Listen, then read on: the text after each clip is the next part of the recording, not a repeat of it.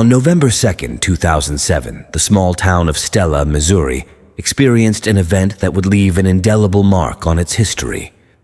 Rowan Ford, a 9-year-old girl known for her bright personality and friendly demeanor, was at home as usual. Her mother, Colleen Ford, had an overnight shift at a local Walmart, leaving Rowan in the care of her stepfather, David Spears. David Spears, a man in his mid-30s, had a friend, Chris Collings, visiting that evening. Collings, 32, was a laborer with a checkered past, but he often spent time with Spears. That night, Colleen left for work around 10 p.m., trusting that Rowan was safe at home. According to Spears, he left Rowan alone at home around 9 p.m. to visit his friends, which included Collings. When he returned later that night, he claimed that Rowan was missing. Spears didn't immediately report Rowan's disappearance, only raising the alarm the following morning when Colleen returned from work and discovered Rowan was not in her bed. Panic set in quickly. Friends, neighbors, and local authorities launched an intensive search for the missing girl.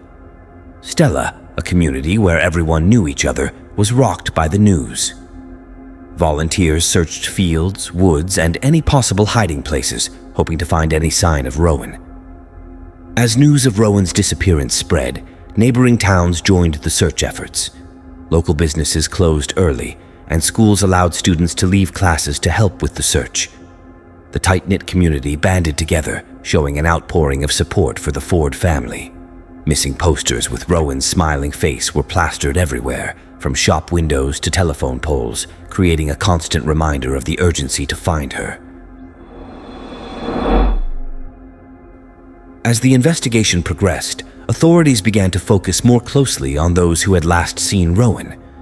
David Spears' account of the night was inconsistent and raised suspicions. His behavior during the search and initial questioning was also seen as peculiar. During their investigation, law enforcement officers noted discrepancies in Spears' story. His demeanor was also troubling to the investigators, prompting them to look more closely at him and his associates. It wasn't long before Spears and Collings became prime suspects. Under intense questioning, both Spears and Collings began to provide conflicting statements about their whereabouts and activities on the night of Rowan's disappearance. Eventually, the pressure led to both men admitting their involvement in what had happened to Rowan. Welcome to Darkside. Don't forget to subscribe and turn on the notification so you won't miss any case.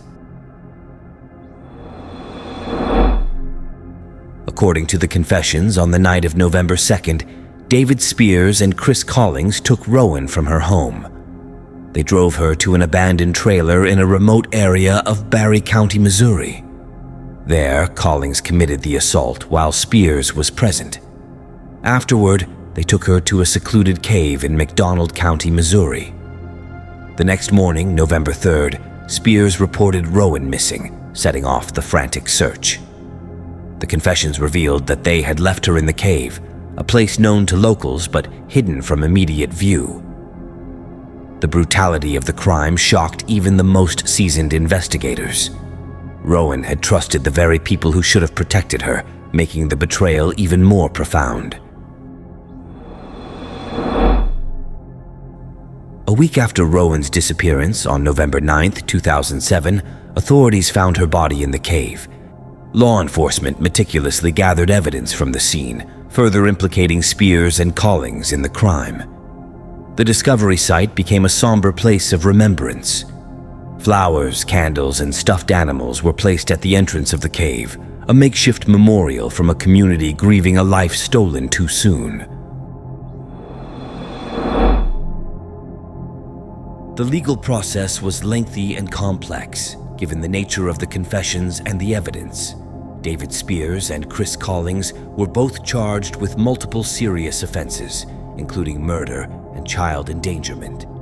In an effort to avoid the death penalty, Spears agreed to testify against Collings, detailing the events of that tragic night.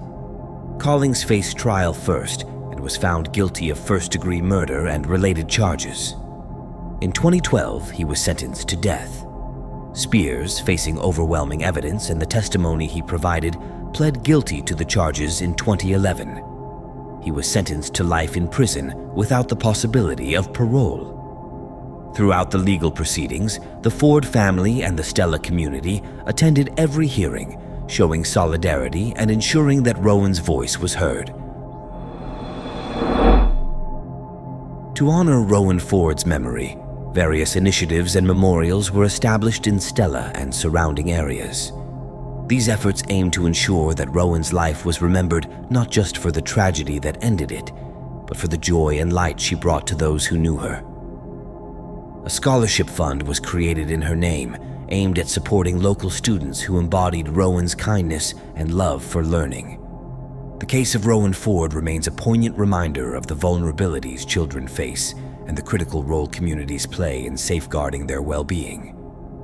Her story is one of a young life cut short, but also one that has galvanized efforts to protect other children from similar fates. Through these ongoing efforts, Rowan Ford's legacy lives on, inspiring a commitment to safety and compassion within the community and beyond. In remembering Rowan, the community of Stella transformed their grief into action, ensuring that her story would not be forgotten and that it would serve as a catalyst for change.